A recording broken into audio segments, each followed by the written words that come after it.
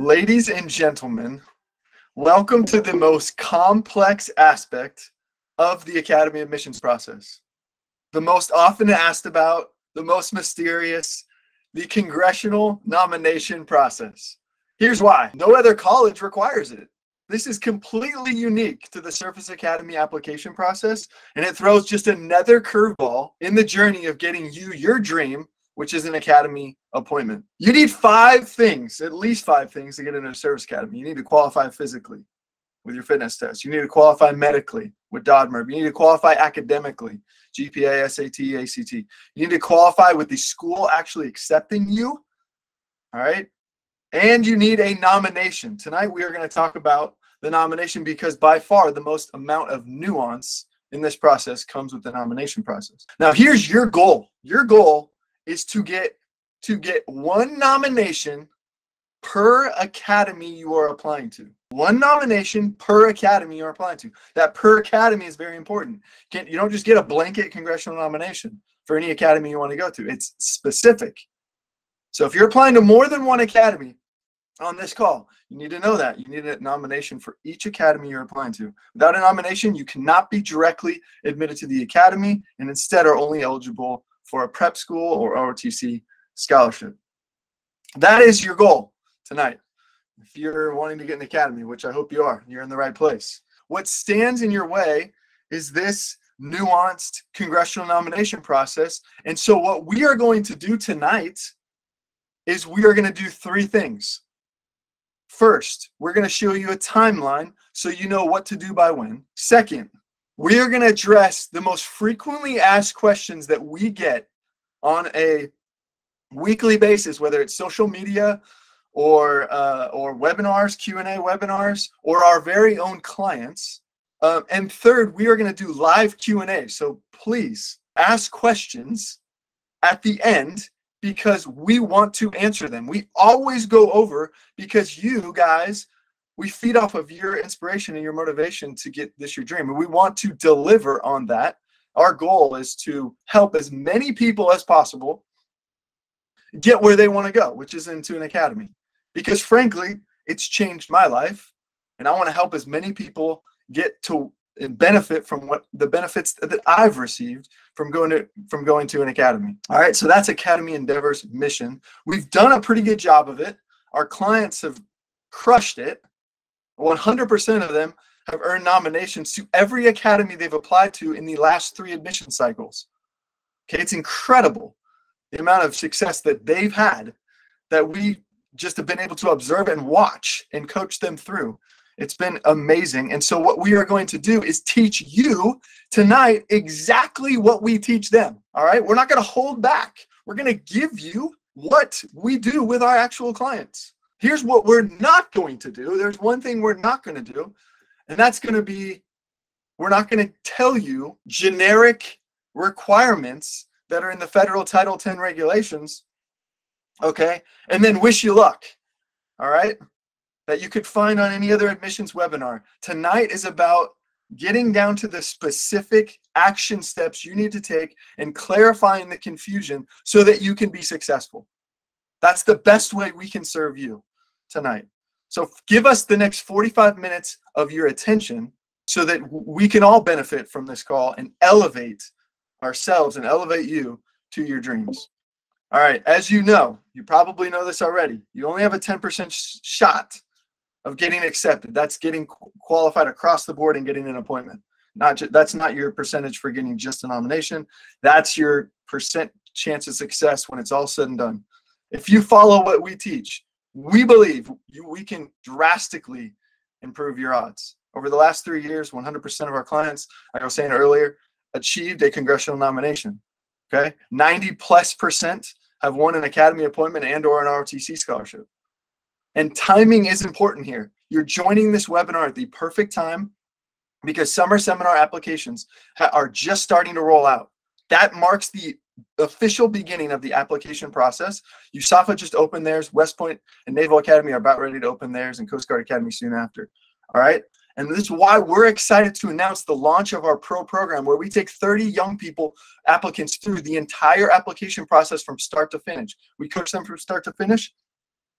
And so at the end of this webinar, you will have a chance to take the next step. If you want to engage us and engage our help, you can secure your spot to be one of the 30. We already have folks that are signed up.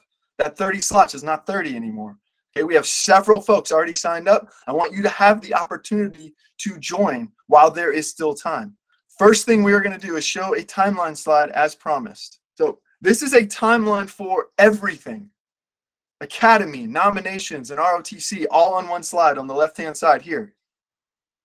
Okay, applying to summer seminar here. That's where you are. You're in the December timeframe in 2022, January, February, March 2023. This is what's the primary thing that's going on that you need to take action on. This is an oversimplified version of the process, okay? But we're showing you so that you understand the big rocks. All right, and what we're focusing on tonight is in the yellow, the nomination applications, the nomination deadlines, nomination interviews we'll touch on briefly. We won't get into too much because that's not till the fall. And then nomination notifications. If you are a junior, which this webinar is focused on high school juniors that are applying next year, okay? Your job is to listen up, take notes, and prepare for this process because you have exactly 6 months before the nomination applications open in your district and in your state. As you can see here, most congressional nomination deadlines are in the fall, September to November of your senior year. If you miss the deadline, it's like a traditional college application. If you miss the deadline, it's over. You cannot get it in. There's no late turn-in, all right? That sucker closes and it's over. And the tricky part is that this red line, I'm going to move it back and forth because this is not set in stone here. This completely depends on your state. It completely depends on your district. So it is on you, the applicant, to know what is the deadline specific to your district and to your 2 senators. Because depending on where you live, let's say you live in the state of Washington State, okay? Your district might have a deadline of November 1st. Your senator, one of your senators might have a deadline of October 15th, and the other one might have a deadline of October 1st.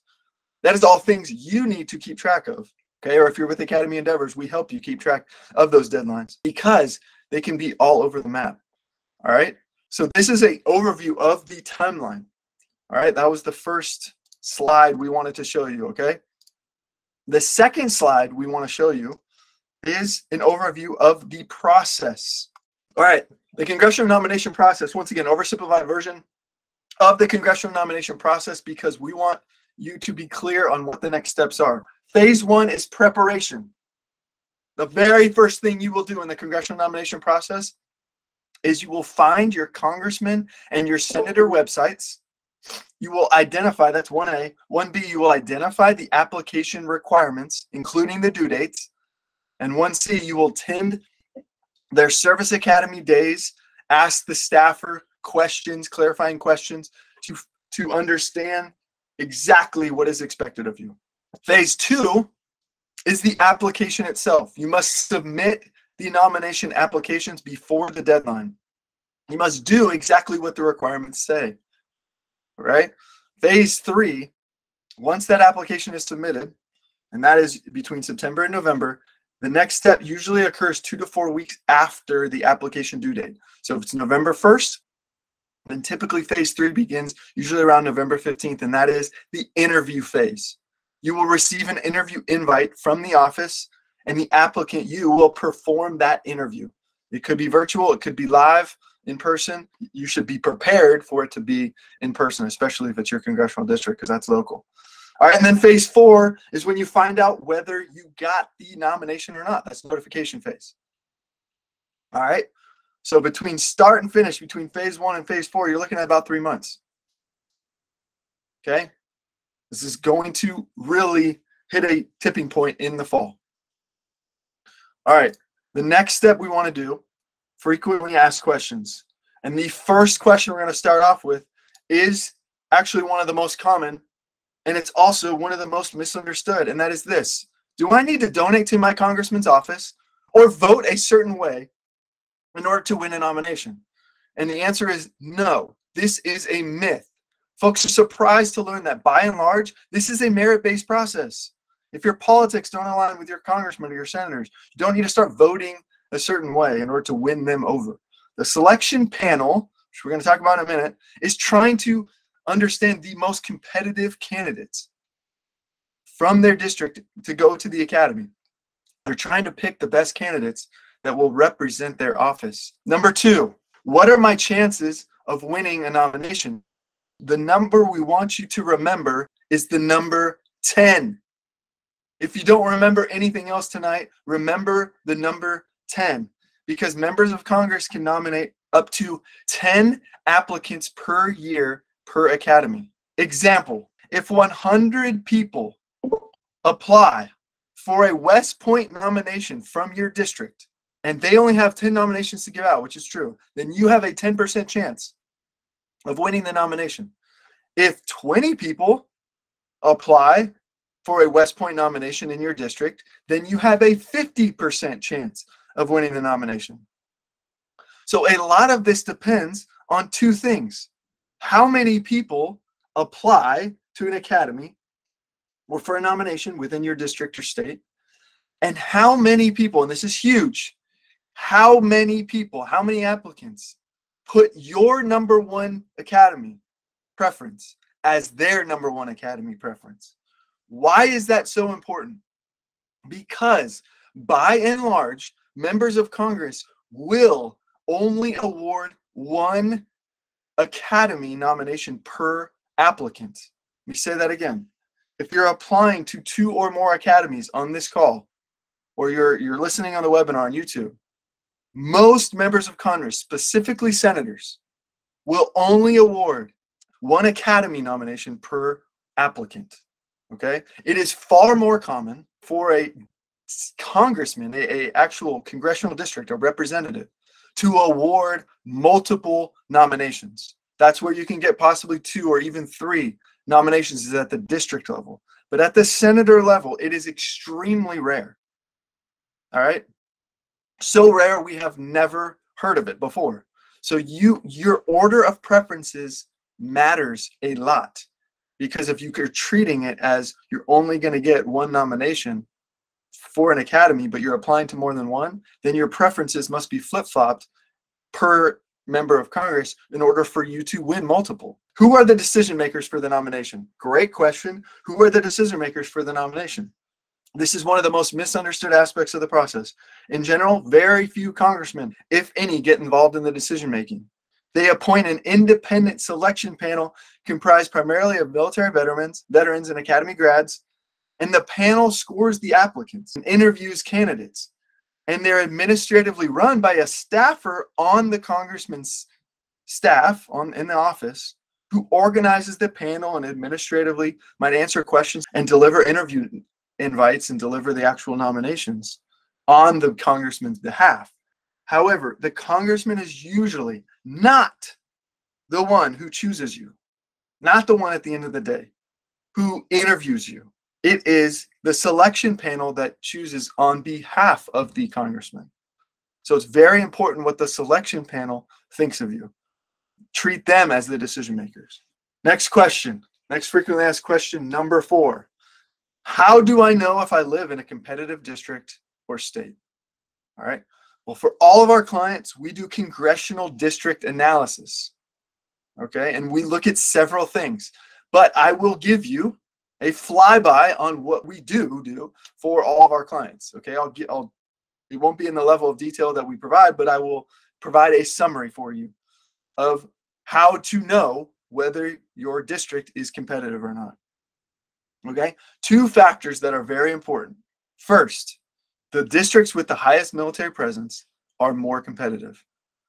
If you are listening to this webinar and you live in the Fort Bragg, North Carolina area, or you live in the Fort Eustis area in Virginia, or you live near in San Antonio, near Lackland Air Force Base, right? Or you live in Virginia Beach or San Diego with a high Navy presence, there are many sons and daughters of military veterans that also live there, that also want to follow in mom or dad's footsteps.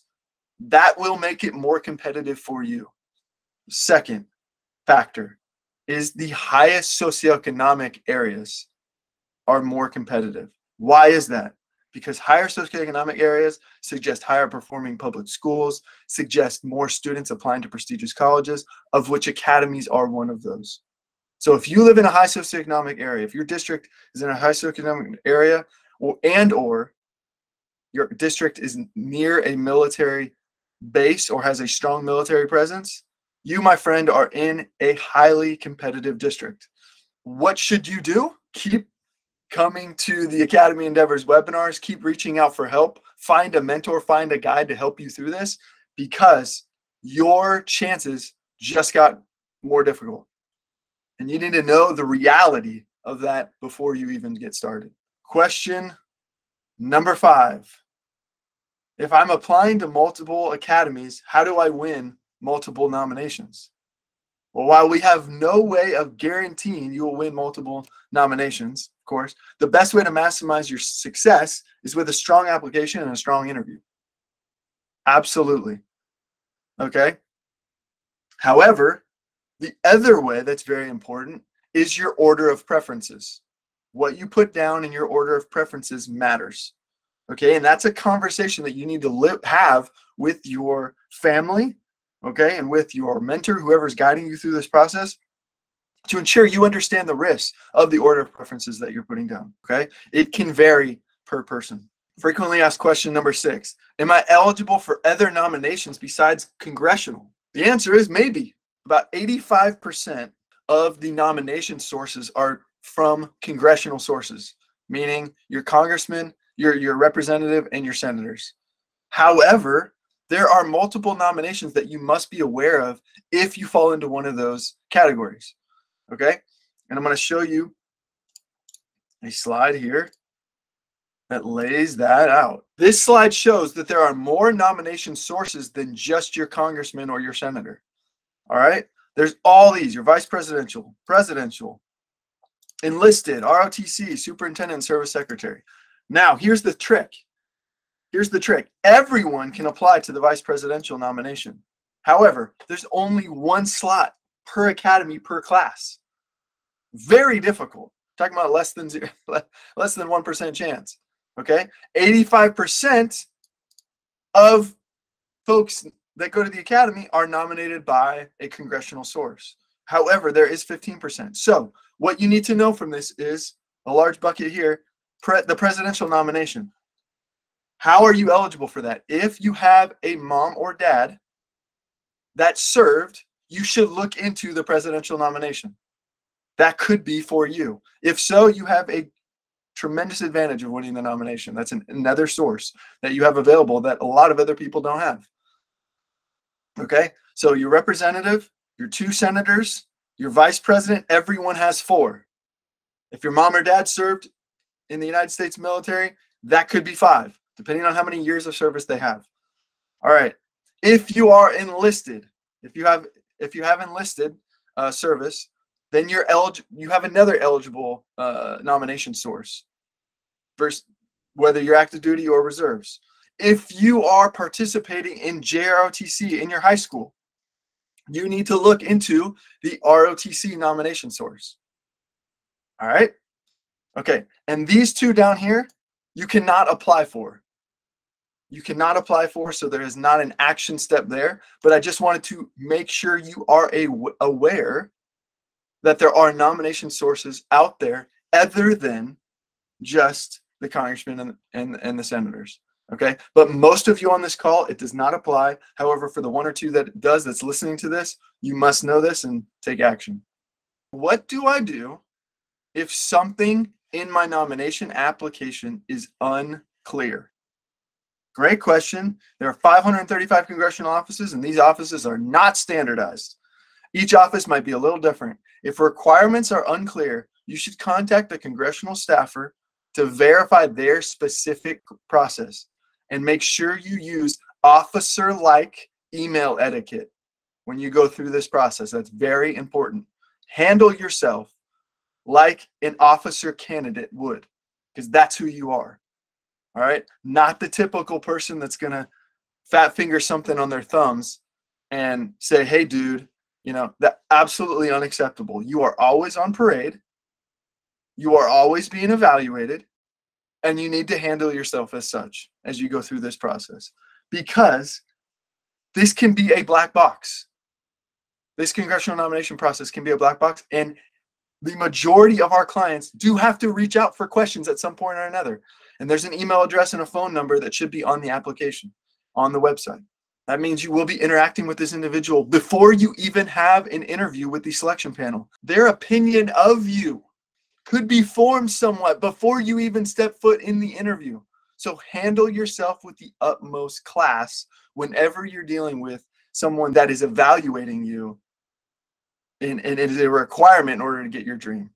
What are the congressional nomination methods? Okay, there's two methods. By far the most common is the first one, the competitive method, which is when your congressman nominates 10 nominees, let's say to West Point, and you're one of them, but he or she submits all 10 names in no particular order. And then West Point gets to review all 10 nominees and make the decision entirely up to them. This is by far the most common method used today, the competitive method. However, method number 2 is the principal method. The principal nominee is when the congressman declares a number 1 choice out of the 10, and if he or she is qualified, the applicant is qualified, they are almost guaranteed an appointment to the academy. This is the congressman's way to ensure that they get at least one person from their district in. It's very uncommon, okay? But if you get the principal nomination, it is a very valuable thing. And so another step in this process, in the preparation phase, phase 1, is to understand what the nomination method is that your congressman or your senator is using. It's very important. And if you don't know, you should reach out to the staffer and simply ask the question in a respectful way, which method does the congressman or senator use? Do you happen to know? Very respectfully, John Smith. Should you not get a nomination, which would be crushing, should you quit? The answer is no. And why is that? Because even if you don't get it, finish your academy application and turn it in, because every year folks don't finish their applications because they don't get a nomination, and thus they end up five bad things end up happening. 1, they eliminate themselves from being eligible to the prep school. Not good. The prep school is a fantastic opportunity. 2, if they stop, then they didn't complete the DODMERB process. DODMERB is good for 2 years. So it would be much easier the next year when they decided to reapply, they would have already had the medical done. But now they have to do that all over again because they didn't finish. The third reason to turn in your application, your academy application, even if you don't get the nomination, is that you will be a reapplicant, and reapplicants are liked by the academies because they show perseverance and passion, which academies value highly. Okay, it doesn't mean you will automatically be admitted if you're a reapplicant, okay? But it does mean that if you turn in your application, successfully submit, go through the process, and still not get the nomination, you go the second time, you will have experience on your side, and you will also be seen as a reapplicant, which proves your intrinsic motivation to serve, okay? The fourth reason why you should not quit and still submit your application is because you'll have gone through it before, which makes you a more experienced applicant the next time you apply, a better interviewer, a better essay writer, okay, a better at the fitness test. You know all the requirements inside and out. And the fifth reason why you should go entirely through the application process, even if you don't get the nomination in the fall, is because you can ask admissions for feedback, which only makes you better. Feedback makes all of us better because none of us are perfect and we all need to learn from our mistakes. To get the nomination this coming fall, that would be the fall of 2023, you have some steps you need to take, and we need to talk about that, okay? Because what's standing in front of you is not an easy road. It is the most complex college application process in the country. It's not even close. And on top of that, it's extremely competitive. So the one thing I want you to remember from this is, what are you going to do to make the top 10 in your district or state per academy? What are you going to do? I want to talk to you about that. We at Academy Endeavors want to help you be in the top 10. And so the call to action right now is to sign up for a free one-on-one consultation with a parent for you to take the next step. It's completely free, no strings attached, to take the next step to gather the critical details that you're going to need in order to be successful on this lengthy 15 or 16-month journey that you're going to take through the Academy admissions process. All right, on top of all your other schoolwork, AP classes, final exams, sports, extracurriculars, and community involvement, you have this behemoth ahead of you. And the fall of your senior year is going to be the most busiest time of your life. What you do now, every step you take now, will help you, will matter. Just ask the seniors. Okay? If you know any seniors applying to the academy, or if you know any clients of ours, just ask them. Okay? What you do now matters so much to what will happen. You will be planting seeds. You are planting seeds now that will reap a harvest later.